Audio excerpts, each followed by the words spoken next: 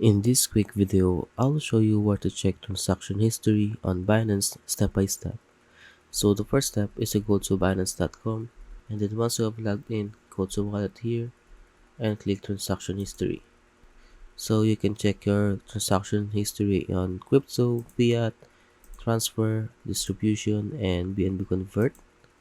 And if you want to check the transaction history on crypto, click here, and you can also choose what type of transaction history you're going to check. So if you want to check the deposit, click here. If you want to check the withdraw, click here. And you can also choose the time here. So if you want to check the withdraw transaction history for the past 7 days, click here. If you want 30 days, just click here. And you can also see here the asset where you can search the specific coin that you are looking for. So for example, USDT, click here. And you can see here the transaction history of the withdrawals I made over the past 30 days.